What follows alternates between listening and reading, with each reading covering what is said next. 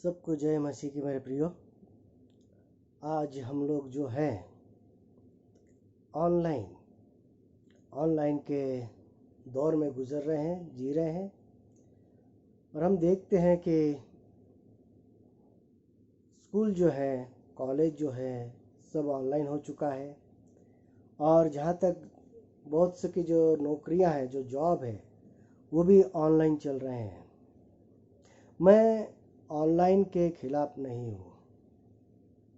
जहाँ तक कि मुझे ऑनलाइन के खिलाफ मैं नहीं हूँ, लेकिन अभी हम देखते हैं कि हमारे जो चर्चेस हैं वो भी ऑनलाइन चालू है।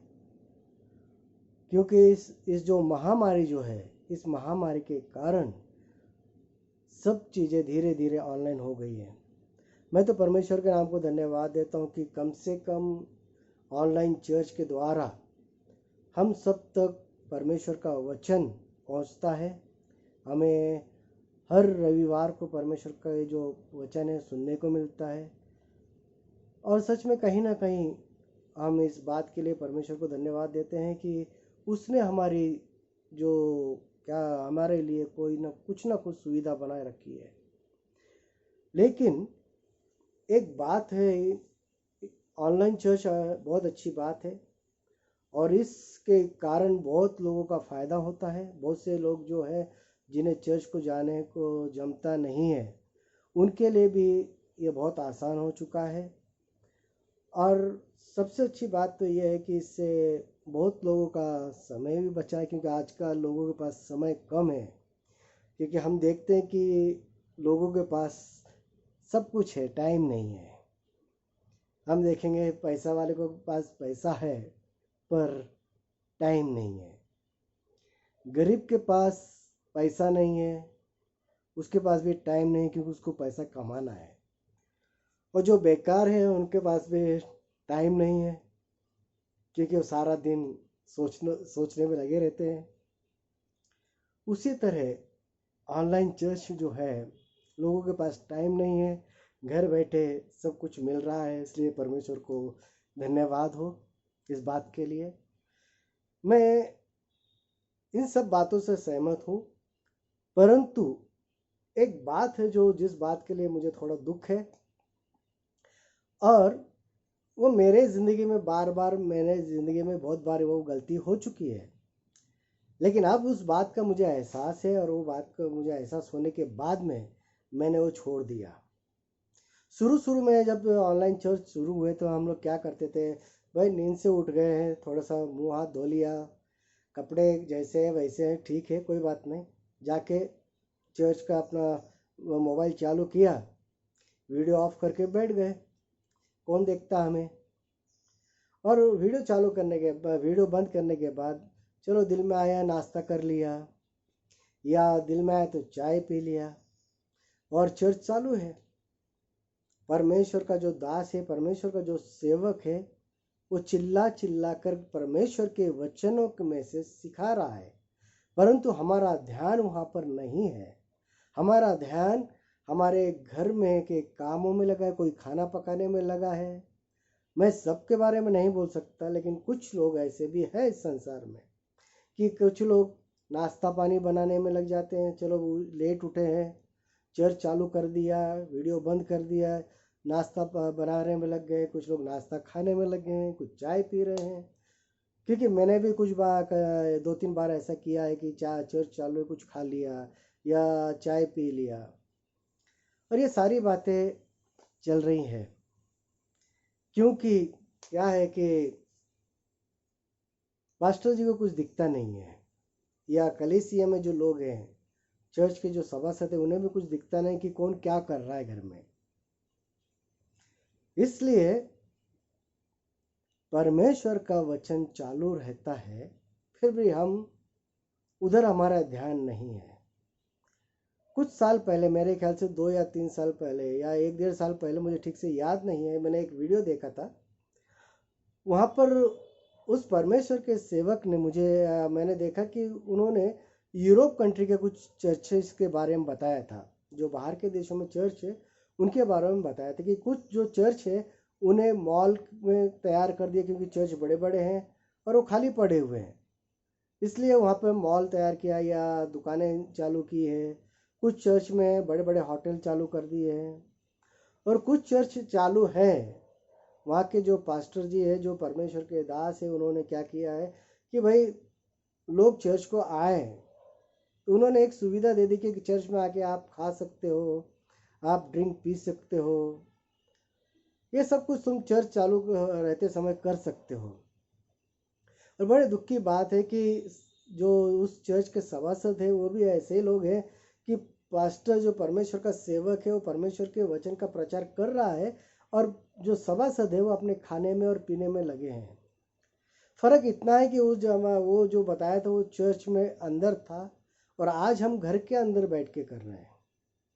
चर्च चालू है, वीडियो बंद किया है, हम खा रहे हैं, पी रहे हैं, खाना पका रहे हैं, हमारा अपना अपना काम कर रहे हैं।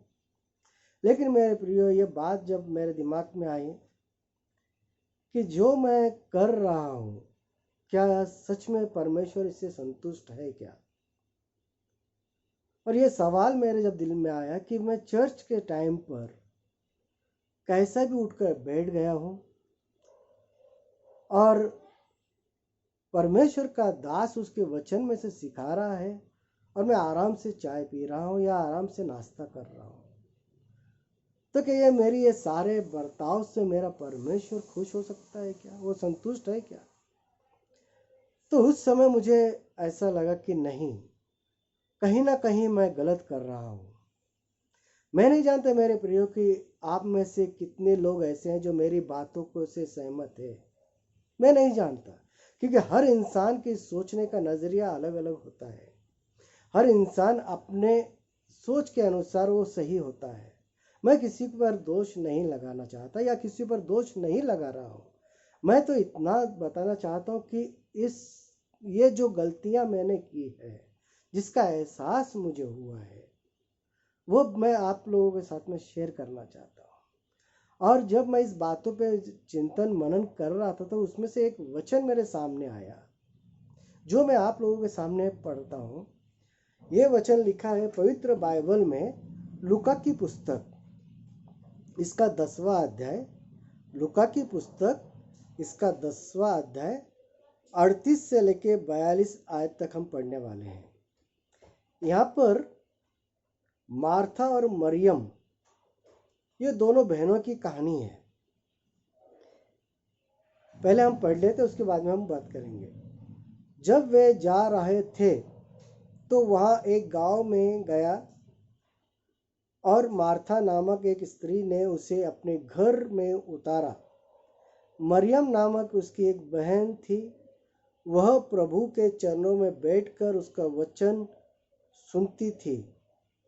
परंतु मार्था सेवा करते करते घबरा गई और उसके पास आकर कहने लगी, हे प्रभु, क्या तुझे कुछ भी चिंता नहीं कि मेरी बहन ने मुझे सेवा करने के लिए अकेली ही छोड़ दिया है? इसलिए उससे कहे कि मेरी सहायता करे। प्रभु ने उत्तर दिया, मार्था, हे मार्था, तू बहुत बातों के लिए चिंता करती और घबराती है, परंतु एक बात आवश्यक है और उस उत्तम भाग को मरियम ने चुन लिया है जो उससे छीना न जाएगा। यहाँ पर मार्था और मरियम की जो घटना है, ये सत्य घटना है मेरे प्रिय, कोई कहानी या उदाहरण नहीं है। यहाँ पर हम देखते कि मार्था ने प्रभु यीशु को अपने घर पे बुलाया, उसकी सेवा करने लगी। और हम जानते कि सेवा करना क्या होता, उसका पहुंचा जो खाना पकाना या उसका रहन सहन का जो हम बंदोबस्त करते हैं कोई मेहमान आने के बाद में, कि भाई वो कैसा बैठेगा। मार्था अच्छा काम कर रहे थे मेरे प्रियो। मार्था परमेश्वर प्रभु यीशु की सेवा में लगी थी कि उसे खाना देना, उसे पानी देना और कुछ कुछ जो भी रहते हैं। जब हमारे घर में कोई मेहमान आता है तो हम उसके मेहमान नवाजी करना, यह हमारा फर्ज होता है। और मार्था इसी कामों में लगी हुई थी। परंतु वो थकने के कारण वो चिड़चिड़ करने लगी और वो प्रभु से एक प्रश्न करती है कि क्या तू उसे नहीं कहता कि वो मेरी मदद करे। परंतु प्रभु यीशु वहाँ पर बहुत अच्छा जवाब देते हैं कि मार्था मार्था, उसने एक अच्छा जो क्या बोलते उसने एक अच्छा